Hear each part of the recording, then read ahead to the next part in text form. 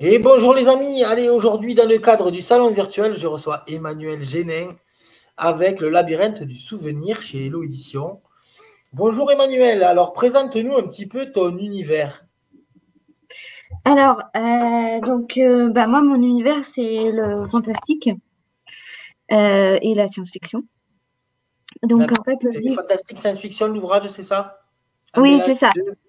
C'est un mélange des deux, en fait.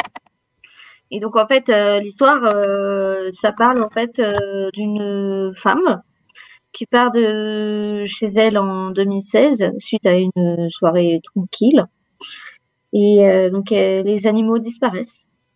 Enfin, ils vont tous dans le même sens. Et du coup, bah, elle va chercher à savoir qu'est-ce qui se passe. Et quand elle va sortir de chez elle, et ben, sa maison disparaît. Et donc, du coup, bah, elle va devoir chercher ce qui ne va pas, ce qui s'est passé. Et puis, elle va découvrir une porte au milieu de son chemin, quoi. Et du coup, bah, elle va ouvrir cette porte et puis elle va se rendre compte que bah, elle est plongée en 1914. Donc, dans le passé de ses ancêtres.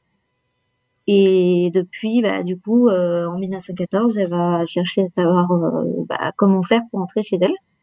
Et puis, bah, du coup, bah, elle va découvrir au fur et à mesure que elle doit réussir des missions et changer le cours du passé de ses ancêtres pour pouvoir retourner chez elle dans son époque en 2016.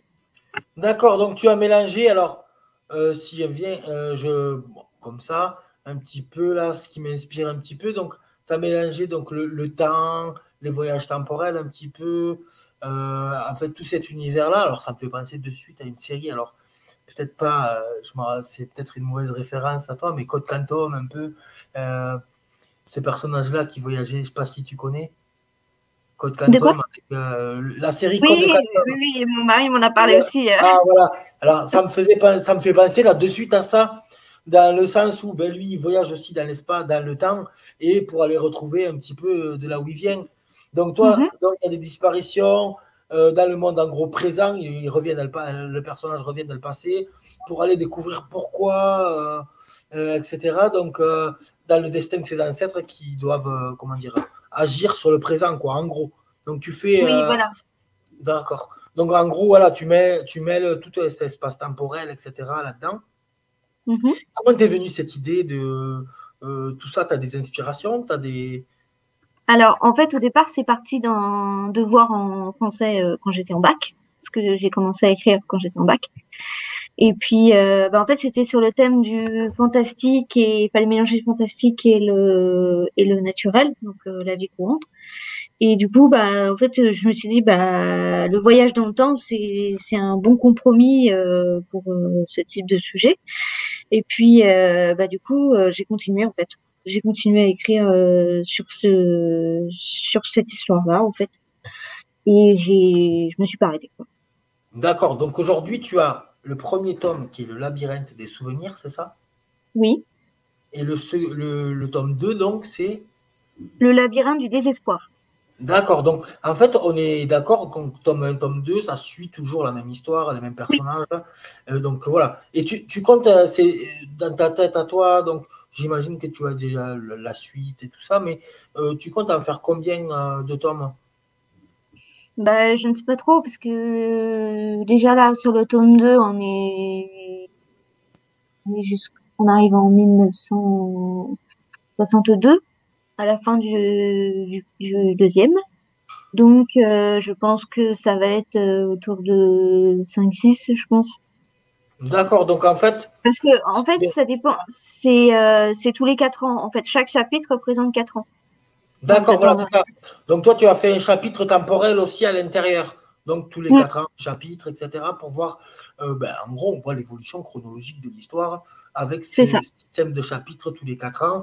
Et on va découvrir donc ben, qu'est-ce qui se passe dans ce monde. C'est ça.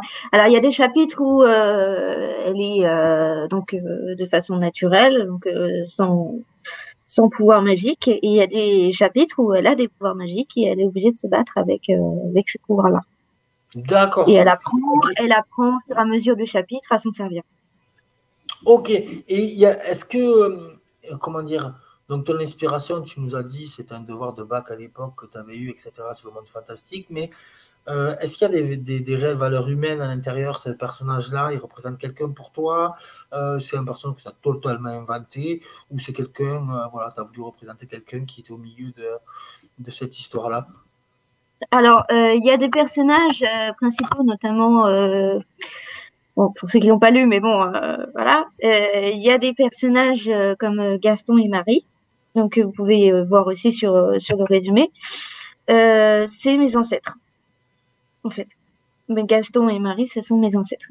D'accord, donc tu Donc, es quand même aussi parti dans le passé, mais dans le passé réel, par rapport à toi-même, tu nous as, voilà, t'as quand même, tu t'es inspiré de choses réelles, de ta vie aussi, donc tes oui. ancêtres, etc., pour arriver à cette histoire, quoi. Et voilà, c'est ça. Et- C'est-à-dire que après, ce sont évidemment chaque histoire est entre guillemets inventée, hein, parce que c'est pas la vraie vie non plus. Mais par exemple, pour un des chapitres du premier livre, donc le labyrinthe des souvenirs, Gaston et Marie, donc qui sont mes ancêtres, mes vrais ancêtres, et ben ils sont sur un bateau, mais ils ont été, enfin Gaston a été commandant. Et donc, du coup, bah, voilà. Mais après, c'est pas l'histoire exacte, hein. Mais il a été oui, commandant oui, aussi. tout à fait, mais ça reste une source d'inspiration pour toi aussi, ta famille. Ouais, D'accord, voilà, donc tu as mêlé, bon, que je rappelle un petit peu, voilà, labyrinthe des souvenirs, labyrinthe du désespoir. Donc on a 4 ans par chapitre, donc voilà, c'est une façon assez innovante aussi de faire évoluer l'histoire et évoluer ce livre d'une façon chronologique aussi. mhm. Donc tu peux nous dire 5-6 tomes, 5-6 tomes qui devraient constituer, je dirais, toute cette saga, c'est ça, hein? Oui, c'est ça. D'accord. Et les ouvrages, ils sont sortis quand? Alors le premier, il est sorti vers quelle époque, celui-là? Tu l'as sorti quand? Je l'ai sorti de mémoire en mai 2021. D'accord. Et l'autre, le deuxième, donc, tu l'as sorti récemment, c'est ça? Ah non, pardon, j'ai rien dit. Avril 2022, pardon. D'accord. Avril 2022, le tome 1, c'est ça? Oui, c'est ça. Et, Et le tome 2, il est sorti il y a pas longtemps. Il est sorti en octobre 2023. et alors, toi, en tant qu'auteur, tu écris comment tu écris, toi? Tu as une salle d'écriture, toi, quelque chose, des petits. Comment tu te mets sur l'ordinateur, au calme? Comment ça se passe? T'écris quand? À quel moment de la journée? Voilà, tes habitudes pour écrire et trouver toutes tes inspirations. Alors moi, en fait, je j'ai pas d'endroit spécifique. C'est-à-dire que moi, j'écris aussi bien dans les transports, aussi bien à l'hôtel de ville, parce que je travaille à la mairie de Paris, donc des fois j'ai des D'accord. réunions à l'hôtel de ville, et du coup, bah le premier, comme j'étais en apprentissage, bah souvent j'avais des réunions à l'hôtel de ville, donc du coup, bah j'écrivais à l'hôtel de ville parce que c'est très apaisant. Des fois, j'écrivais aussi, j'ai écrit un chapitre à Londres lors d'un voyage. En fait, j'écris dans des endroits où je me sens bien, en fait, dans des endroits où j'ai de l'inspiration.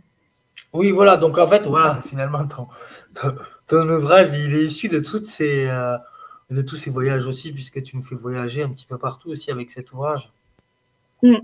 puisque dans toutes les époques, etc. Et quand tu fais toutes ces époques, tout ça, tu, comment expliquer ça un petit peu? Tu as fait des recherches et tout, parce que j'imagine qu'en 1914, etc., quand tu écris, tu ne connais pas tout ce qui se passait. Finalement, il y a la guerre, etc. Donc, tu as dû mêler des passages historiques aussi, j'imagine, à l'intérieur de cet ouvrage. Bah après, comme je l'ai écrit quand j'étais en bac, j'avais déjà des connaissances déjà au niveau de la Première Guerre mondiale, et j'ai toujours été très inspirée par la Première Guerre mondiale. Et donc du coup, bah j'avais déjà toutes les infos. J'avais déjà toutes les infos dans ma tête, donc j'avais pas besoin forcément de chercher. Bah, évidemment, je cherche quelques détails quand même, hein, pour pas me tromper. Il y a des moments dans le livre où j'ai cherché pour que ça soit quand même relativement euh, plausible. Oui, tout à Euh, fait, oui, oui. Oui, je comprends ce que tu veux dire. Voilà, tu es obligé de faire des petites recherches, etc. D'accord. Donc voilà, donc pour nous livrer donc, les deux premiers tomes de la saga, donc le labyrinthe des souvenirs et le labyrinthe du désespoir. Donc oui. pour restituer un petit peu, pour qu'on fasse ça, c'est comment expliquer. Il y a des choses qui disparaissent, notamment la maison, etc. du protagoniste, et lui va rechercher la cause pour pouvoir remettre en place le monde, et il va voyager dans le temps à travers différentes époques pour aller renouer tout ça. Oui, voilà. Et aussi différents pays aussi. Différents pays, forcément aussi. Eh bien, écoute, Emmanuel, je te remercie pour cette interview, de nous avoir présenté ton ouvrage. On te souhaite que du succès pour cet ouvrage-là. Et puis, on te dit à très très bientôt. Merci beaucoup. Merci beaucoup.